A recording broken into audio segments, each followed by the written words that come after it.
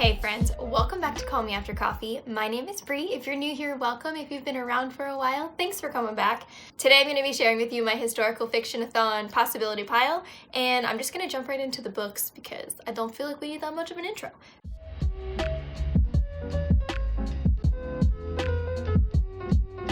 Hopping in, the first one that I have here is one that I've had for almost a year now. This is Jojo Moyes, The Giver of Stars. I don't know a lot about a lot of these books actually, but this one is a historical fiction about, I believe, a traveling library. I think it's about these women who travel through the mountains, and it's essentially like a traveling library, which sounds so neat. I've heard really good things about this. I've literally heard nothing bad, but I've also heard that for people who really enjoyed Where the Crawdads Sing, this is like I think a similar writing style, and that definitely makes me want to pick it up even more. This is one of the ones that I painted. But I'm really excited. Hopefully I can get to this one. We shall see. I've requested a lot of audiobooks for this readathon so that if I am not reading very fast on my own or something, sometimes I'll throw on an audiobook while I read just to kind of speed through them a little bit more. So we shall see which audiobooks come in, but this one is definitely one that I would like to try to get to, and if I don't get through it this month, then I would really, really kick myself at the end of the year if I don't read this by the end of 2021.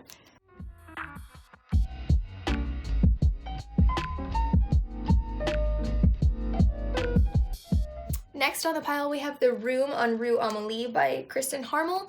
I really haven't heard a lot about this, but the few things that I have heard have been very positive and from people who have similar reading tastes to me, so I have a feeling that I am going to enjoy this.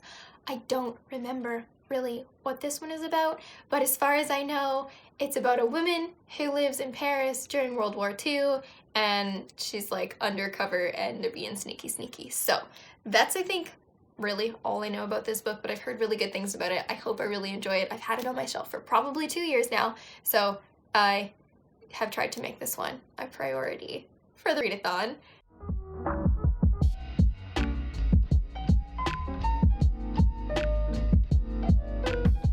Next we have The Secrets We Kept by Laura Prescott, and this one is about, I think, 2 or 3 women. It's set during the Cold War. They go undercover for the CIA, I think, and that's really all I know. This is one I warned before. If you don't like seeing hardbacks, which apparently some people don't, I'm warning you now because I'm going to show again. This one is one of the prettiest hardcovers I've ever seen. It's so neat. I love it. I just love looking at it, honestly. It just does happy things to my heart. But this one sounds really intriguing. I've heard good things about it. I feel like this is one that I haven't heard a lot about, but what I have heard has been good, and it probably deserves to be talked about more, but we shall see if I get to it, what I think.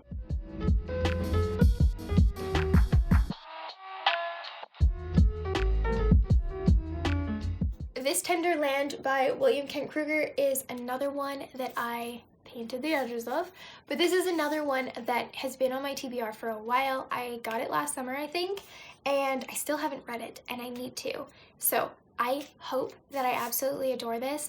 Most people that I follow have enjoyed it. The odd person hasn't, so I'm very curious to see what I think of this book personally. I have a feeling it's going to be heart-wrenching, and I'm going to cry a lot, and that's always a good thing in my book. But I hope that I love this Tenderland. I hope that I get to it this month. I really don't. I only know that one of these I definitely have to get to, and the rest are all just we shall see at the end of February if I was actually successful during a readathon.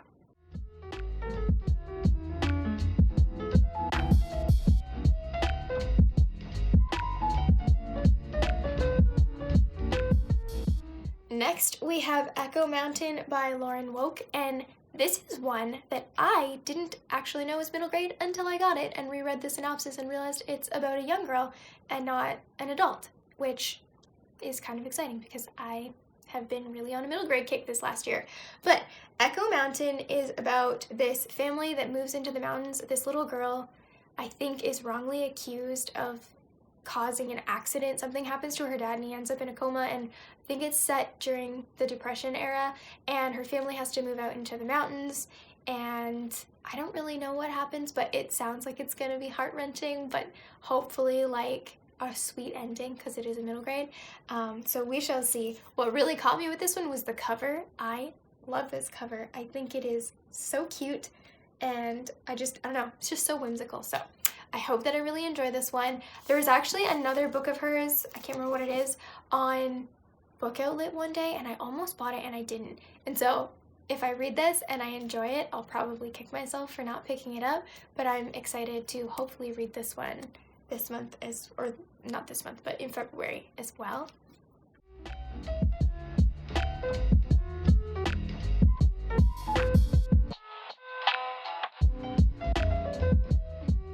And then the last one on the pile is The Lovely War by Julie Berry. I have literally not heard a bad thing about this yet. I don't go near bad reviews. I don't really go near reviews much at all, to be honest, until I'm done reading a book, and then I like to read the best reviews and the worst reviews. But I haven't heard, as far as people just commenting on books that they loved, I haven't heard a single bad thing about The Lovely War yet, and I'm very curious to see what I think about it. This one was ever so graciously gifted to me for Christmas from my friend Keisha, which I will link her stuff down below. We're actually going to be buddy reading this, and I think Liv from Liv's Library on Instagram, Life with Liv on YouTube. Anyway, I'll link it. I'll try and link everybody down below that I'm talking about. But we're going to be, I think, buddy reading The Lovely War. So this is going to be the first book that I tackle in February. It's actually kind of a chunker, and that will definitely kind of set the tone for what else I have time for in the month.